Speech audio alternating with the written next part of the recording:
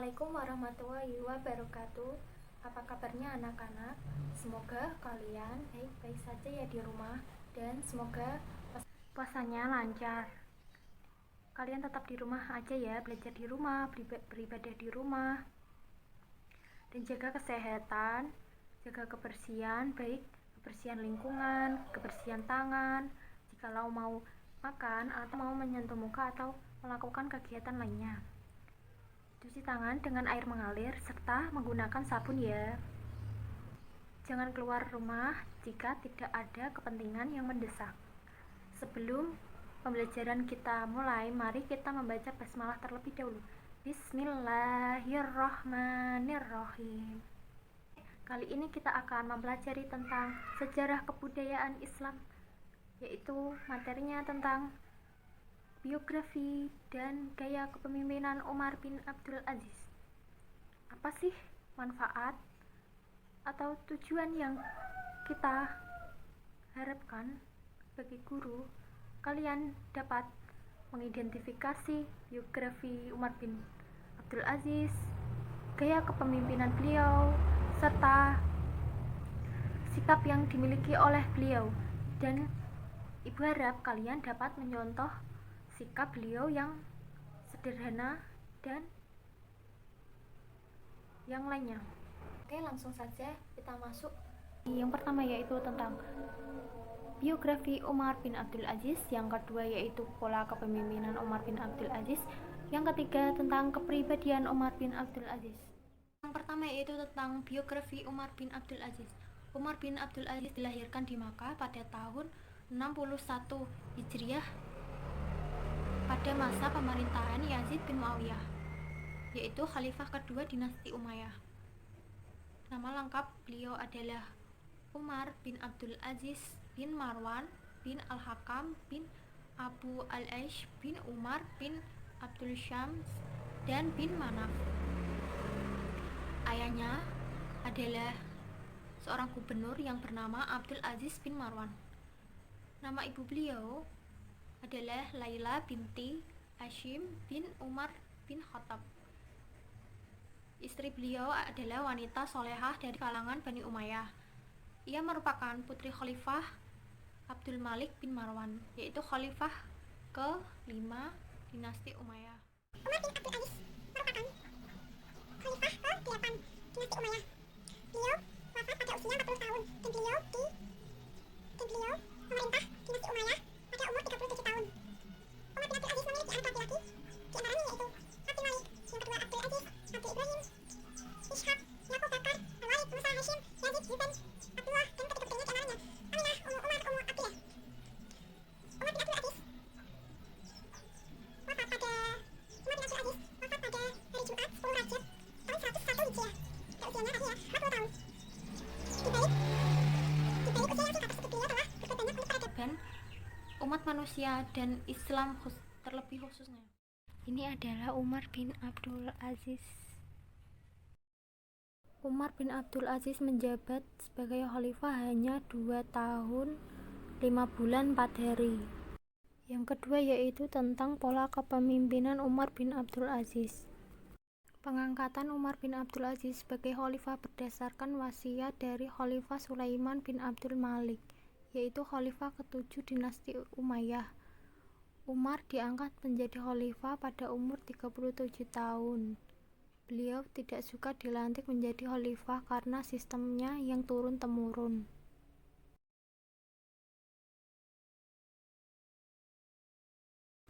Setelah itu, pada suatu hari, Khalifah Umar bin Abdul Aziz menyuruh sekelompok orang untuk sholat, dan setelah sholat beliau berdiri menyampaikan pidato. Sebelumnya itu beliau mengucapkan puji-pujian kepada Allah dan bersolawat kepada Nabi Muhammad, dan setelah itu beliau berkata, "Wahai sekalian manusia, apakah setelah diuji tugas ini tanpa meminta Wahai sekalian manusia, aku telah diuji untuk tugas ini tanpa meminta pandangan dariku terlebih dahulu, dan juga permintaanku serta tidak dibicarakan terlebih dahulu pada umat Islam. Sekarang aku membatalkan bala yang kalian berikan kepadaku dan pilihlah khalifah yang kamu ridhoi. Tiba-tiba mereka berkata, kami telah memilih kamu wahai Amrul Mukminin. Dan Abdul Aziz berpesan kepada orang-orang supaya bertakwa, zuhud kepada dunia dan mendorong mereka supaya mencintai akhirat. Kemudian beliau berkata, wahai umat manusia, siapapun yang taat kepada Allah, dia wajib kita taati, dan siapapun yang tidak taat kepada Allah, maka tidak satupun yang wajib untuk taat kepada mereka. Dan setelah itu Umar bin Abdul Aziz mengumpulkan para ulama dan ditanyai bagaimana pendapat kalian tentang pengambilan harta dengan cara yang dolim. Lalu para ulama menjawab, wahai Amrul Mukminin, perkara tersebut berlaku bukan pada masa pemerintahan kamu, dan dosa yang dolim tersebut ditanggung oleh yang mencerobohinya. Lalu Umar bin Abdul Aziz tidak puas dengan jawaban para ulama tersebut, dan anaknya malah berpendapat seperti ini. Aku berpendapat bahwa harta itu hendaknya dikembalikan kepada pemiliknya asal selama kalian mengetahuinya. Jika kalian tidak mengembalikan, kamu akan menanggung dosa bersama-sama dengan pengambil secara dolim itu. Yang pertama yaitu di bidang agama. Khalifah Umar bin Abdul Aziz menetapkan kebijakan di bidang agama, di antaranya yaitu menghidupkan kembali ajaran Al-Quran dan As-Sunnah.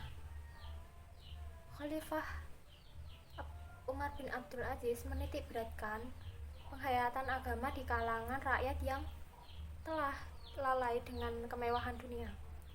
Khalifah Umar telah memerintahkan kepada umatnya mendirikan sholat secara berjamaah dan menjadikan masjid-masjid sebagai tempat beribadah dan mempelajari hukum Allah sebagaimana yang berlaku pada zaman Rasulullah.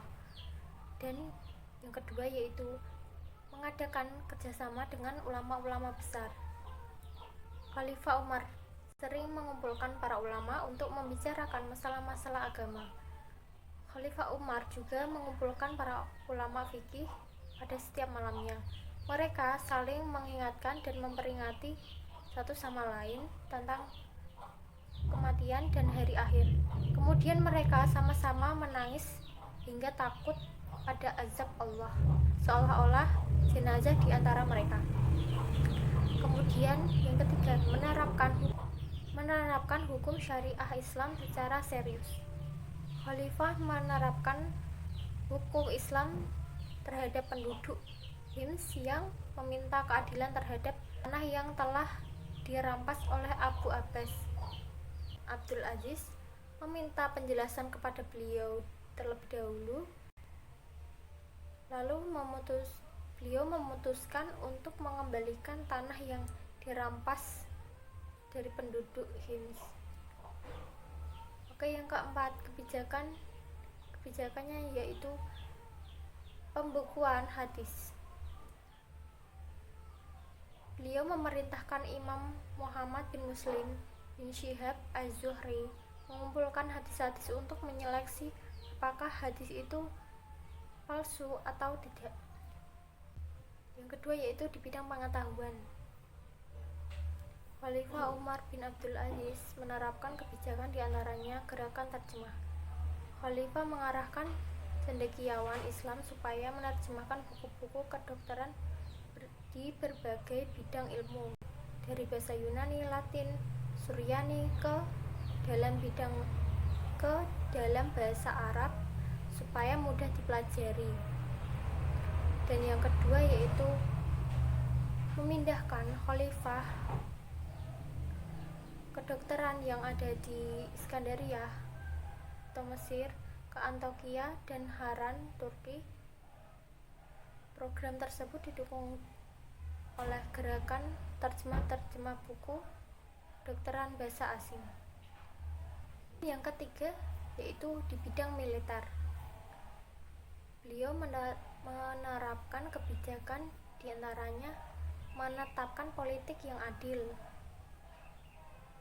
Yang kedua membentuk tim monitor. Yang ketiga mencatat pejabat yang tidak berkompeten. Yang keempat, meniadakan pegawai pribadi atau pengawal pribadi.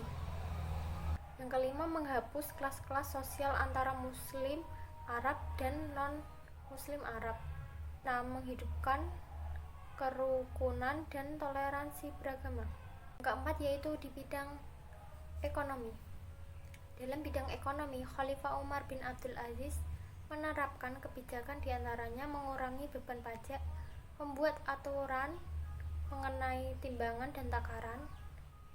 Yang ketiga, menghapus sistem kerja paksa.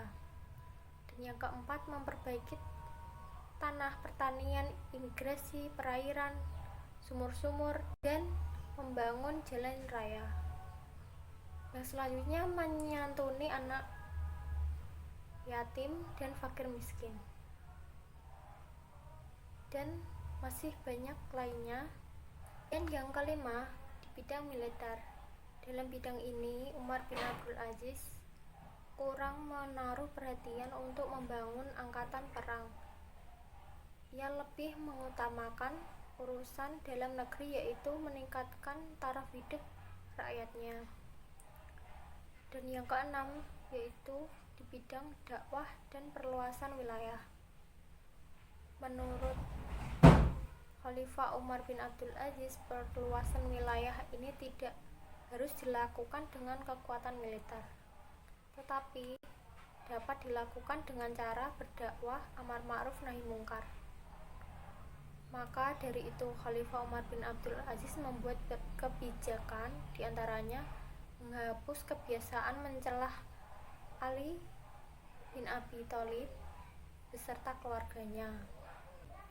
Di antaranya, menghapus kebiasaan mencelah Ali bin Abi Thalib dan keluarganya dalam setiap khutbah sholat Jumat.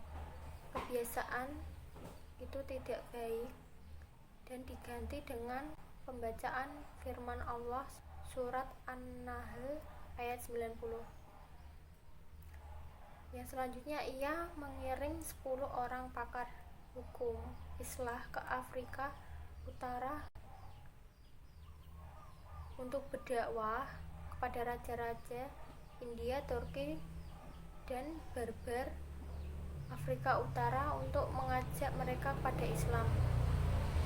Dan yang ketiga yaitu menghapus bayaran jizyah yang dikenakan atas orang yang bukan Islam dengan harapan beliau masuk Islam.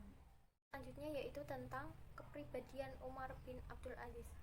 Di antaranya, beliau takut kepada Allah karena beliau sangat dikagumi bukan karena banyak sholat dan berpuasa, tapi beliau takut kepada Allah karena kerinduan surganya.